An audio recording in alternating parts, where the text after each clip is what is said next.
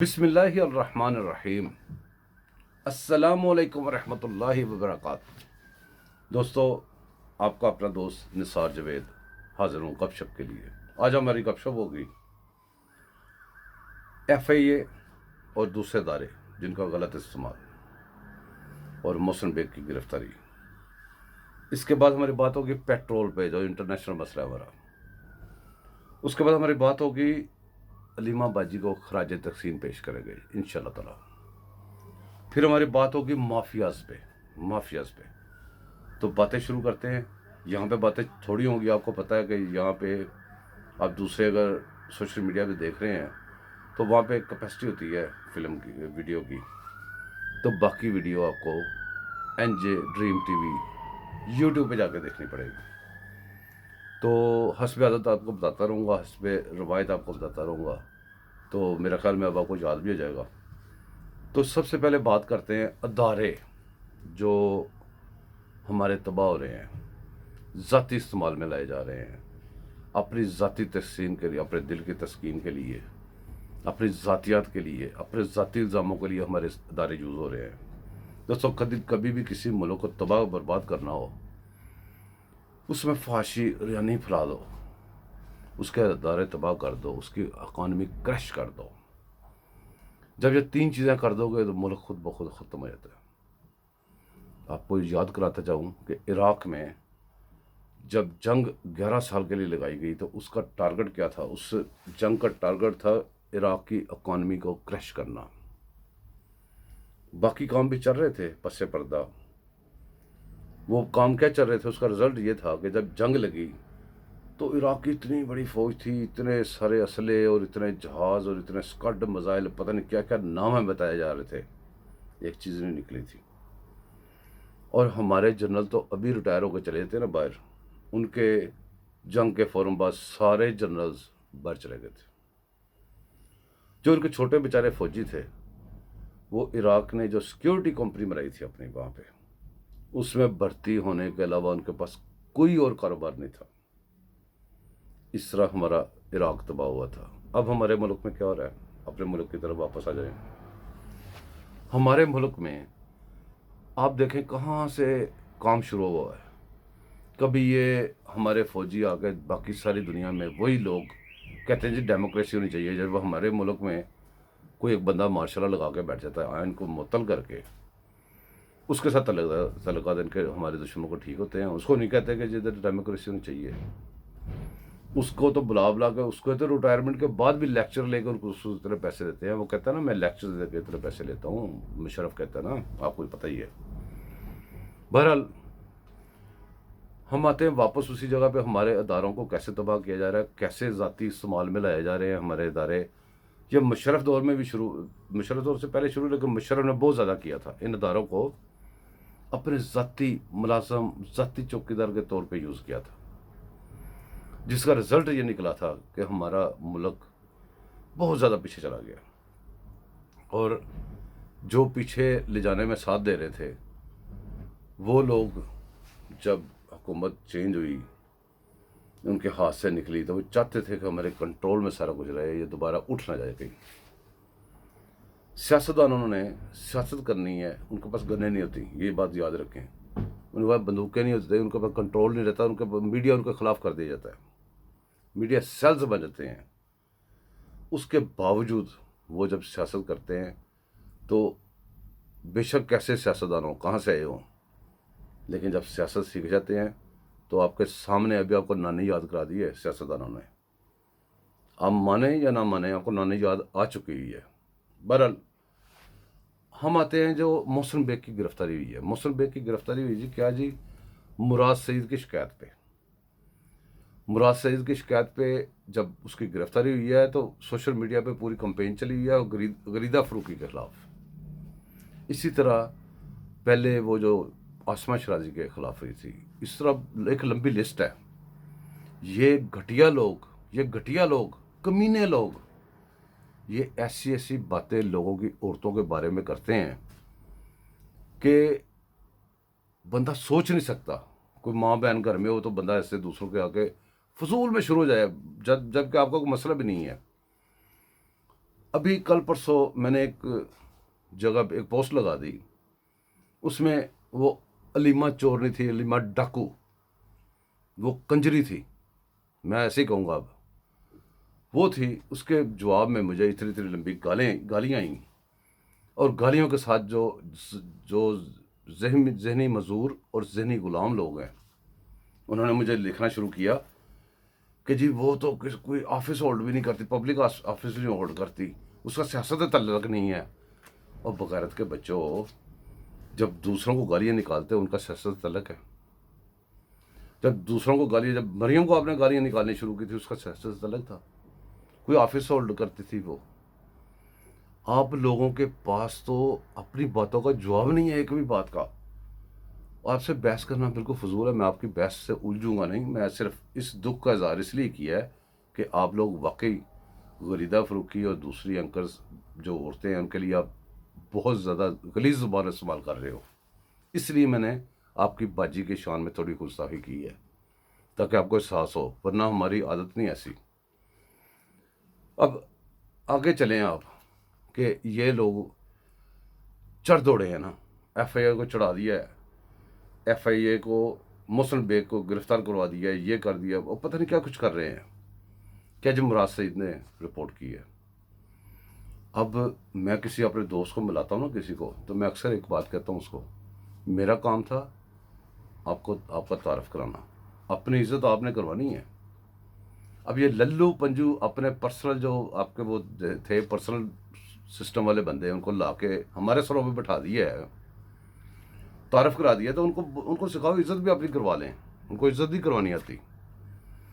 अब आपने मोहसिन बेग को तो गिरफ्तार कर लिया, जिस किताब का जिक्र करने पे गिरफ्तार किया उसकी कभी तरदीद की है? आपने कभी उसको बैन करवाने की कोशिश की है? रहमान पे केस किया है? जब एक किताब बैन ही नहीं है, आप उसकी तरदीद ही नहीं कर पा रहे, अब उसका जिक्र अगर दूसरा बंदा करे तो वो मुजरिम है। ये कैसे हो सकता है यार? कौन से कानून, कौन सी लॉजिक लेके आते हो आप लोग? मेरी समझ से बाहर है। बहरहाल इससे भी आगे चलते हैं।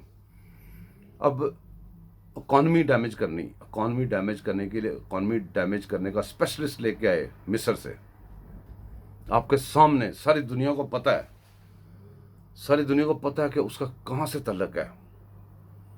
और वो वही आदमी है जो पाकिस्तान के आइन को नहीं मानते और पाकिस्तान का आइन उनको नहीं मानता। मैं अक्सर कहता हूँ, मुझे सही कहता हूँ।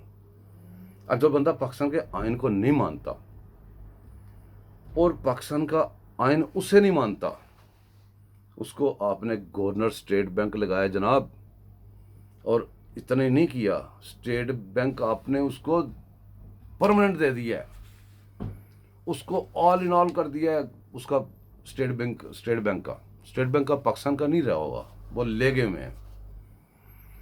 और यहाँ पे मैं अदारों की बात आपको करूँ, अदारों की जितनी बातें करें ख़त्म ही नहीं होती। मिसाल के तौर पे एक बात करने लगा हूँ अदारों के बारे में। अभी ये जो इलेक्शन कमीशन में फैसल वाडे का केस था, वो घटिया इंसान का, गटर के मुंह वाले का, उस बंदे ने कौन सा हरबा है जो अदारों से वो इस्तेमाल नहीं किया? कौन सा अदारा है जिसे नहीं पता था कि फैसल वाडा जो है ना, इसका 2 नंबर केस है, ये केस इसका बनता ही नहीं है, ये झूठा है। हर बंदे को पता था। 3 साल उसने उधर एंजॉय कर लिया, सेनेटर बन गया वो बंदा ना।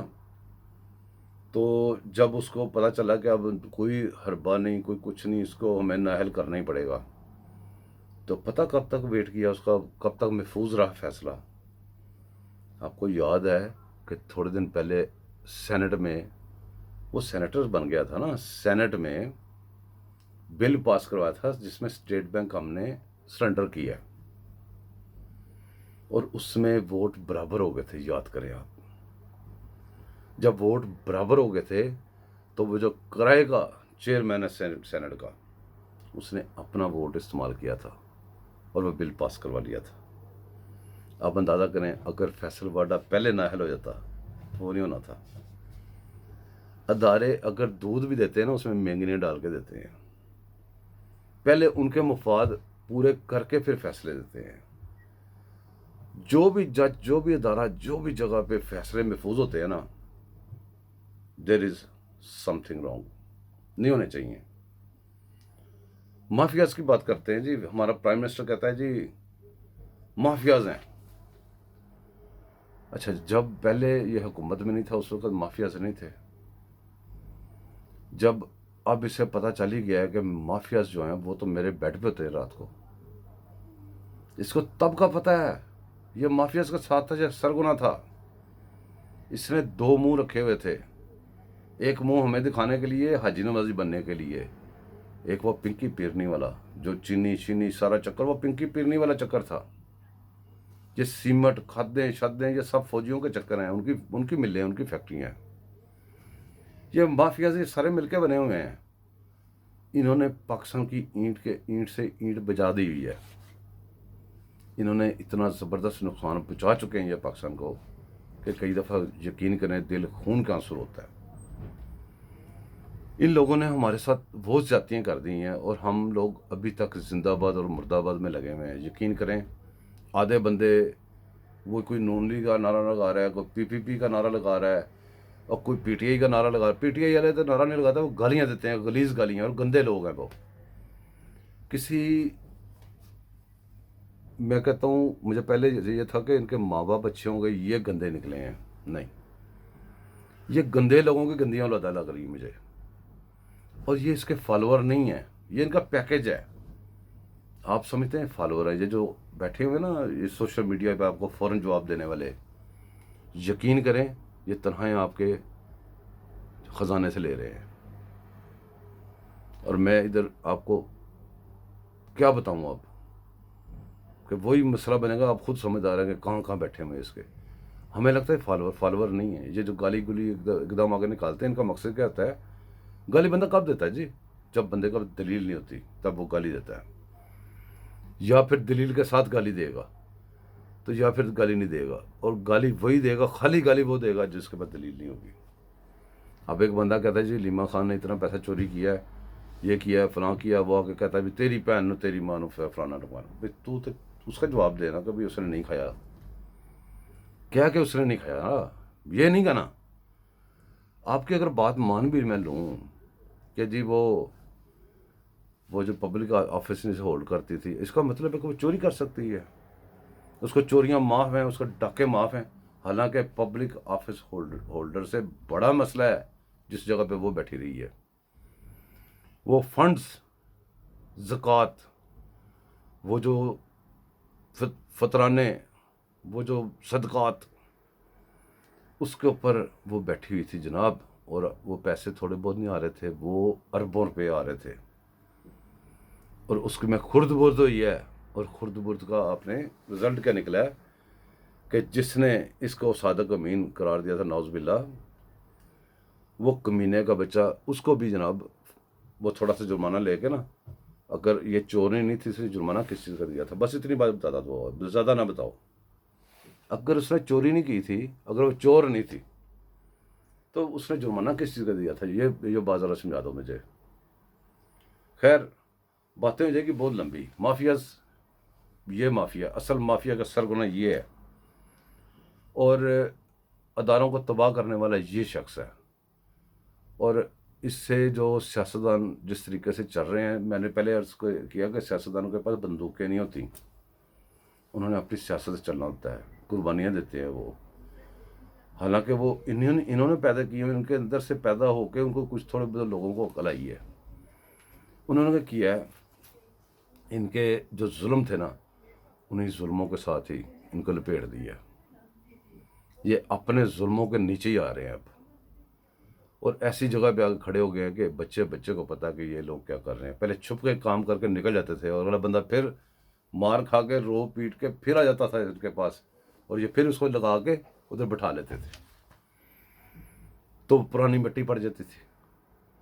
अभी आप देखें कि हमारे मुल्क में जितने भी अदारे हैं, जो भी ये कोर्ट कचहरियाँ ले लें, ये ब्यूरोक्रेट्स ले लें, क्या कर रहे हैं जी आजकल मुल्क के लिए। मैं मुल्क की बात कर रहा हूँ।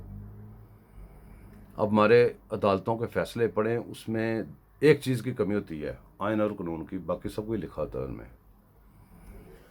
दुनिया का कोई कोर्ट फैसला लिखेगा, वो कोर्ट करेगा कि जी फलां शिक, फलां आइन, फलां कानून के मुताबिक ये मैं लिख रहा हूँ। चाहे पिछले 30 साल के 35 साल के फैसले निकाल लें, कितने फैसलों में वाले दिए हुए हैं जी। स्टोरियाँ तो बड़ी लिखी हुई हैं कि भी फलां ने ये कर दिया, फलां ने ये कर दिया, इसकी वजह से ये हो गया। और इल्ज़ाम आपके पास वही 3-4 पुराने रखे हैं। गद्दार 1 मिनट में फलाना बंदा जी ऐसे बात की, गद्दार है भाई। वो तो बात कर रहा है, आप अमली तौर पे आप चढ़ाई करते हो मुल्क के ऊपर, आप गद्दार, आपसे बड़ा कौन सा गद्दार होगा। जब आप आइन के ऊपर अटैक करेंगे, हमला करेंगे, तो वो गद्दारी है। अब परवेज़ मुशर्रफ है, उसका कोई नाम लेता है? उसने यहाँ पे अकेले ने 9-10 साल हुकूमत की है, उसमें कोई शिरकत नहीं थी किसी की, कोई किसी को जवाबदेह नहीं था वो बंदा। और उसके किए हुए प्लाट, उसके बांटे हुए ज़मीनें बांटी हुई हैं, उसका सारा करप्शन की हुई अभी तक निकल रही है, बदबू छोड़ रहे हैं गटर वो वाले। और ये जब उठेंगे तो बात तो करेंगे, पाकिस्तान इतने सालों से बना हुआ है, तो पीछे को जाएंगे तो ये सिर्फ 2 जो सियासी गुजरे थे, और सबसे ज़्यादा तरक्की जिस दौर में हुई थी, उस दौर में कीड़े निकालेंगे। बर्फ बातें वो हैं भाईजान, जितनी करेंगे उतनी कम है। दुख बहुत है, मुल्क हमारा तबाह हो रहा है, इसको बचना चाहिए। इसमें ये नहीं कि भाई सारी दुनिया ही ख़राब हो गई है। चंद लोग हैं, यकीन करें, चंद लोग हैं जो ख़राब हुए हैं। लेकिन मजबूरी दूसरों लोगों की ये है कि दूसरे लोगों के ऊपर ओहदे छोटे हैं, वो अपने बॉसेस के हाथों मजबूर है। सारा मुल्क हमारा ऐसे नहीं हो गया। हमारे मुल्क में, हमारे मुल्क के लिए बड़ा दर्द है। मुल्क से प्यार करने वाले बहुत हैं, मुल्क के लिए कुछ भी कर जाने वाले बहुत सारे हैं। बस चंद लोग हैं जो बिके हुए हैं, बकाऊ हैं, और वो किसी एजेंडे के ऊपर हमारे मुल्क को तबाह करने की कोशिश। और पाकिस्तान इंशाअल्लाह ताला क़यामत तक रहेगा, ये लोग उसको बर्बाद नहीं कर पाएंगे। इनसे पहले, इन्होंने पहले कई दफ़ा कोशिशें की हैं, ट्राइयाँ की हैं, इन्होंने हमले अंदरूनी किए हैं, इन्होंने सब कुछ करके देख लिया हुआ है। इस दफ़ा जैसे ये फंसे हैं, पहले कभी नहीं फंसे। इनसे हुकूमत लेनी, एक आपको याद है जफरुल्लाह जमाली 1 वोट से वज़ीर आज़म बना था, याद है?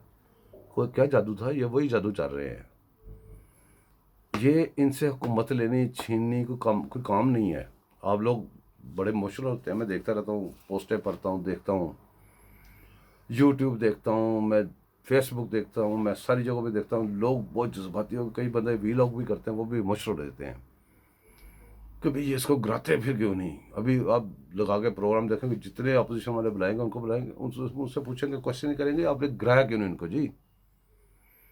भाई इनको गिरा दें, ठीक है, सुबह गिरा देते हैं इसको। परसों के कल क्या होगा और परसों क्या होगा? कल शोर शराबा होगा, आपको लड़ना पड़ेगा। किसके साथ? अपने ही जान के साथ लड़ना पड़ेगा, और अपने ही लोगों के साथ लड़ना पड़ेगा। और उसके बाद क्या होगा? ये कंजर का बच्चा फिर कंटेनर पे चढ़ जाएगा, और वहाँ से इसको उतारते हुए फिर कहेंगे जी इसको फिर बिठा देते हैं, इसके साथ 10-10 ओवर का मैच कर लेते हैं। क्यों? इसी इनिंग में फारग करना है इसको, और यही इसका बनता है, इसका हक भी यही बनता है। अपना और अपना को ख्याल रखें, मुझे दुआ में याद रखें, मैं आपको दुआ में याद रखूँगा इंशाअल्लाह ताला। मेरी तरफ से अल्लाह हाफिज़, फिर मिलेंगे इंशाअल्लाह ताला।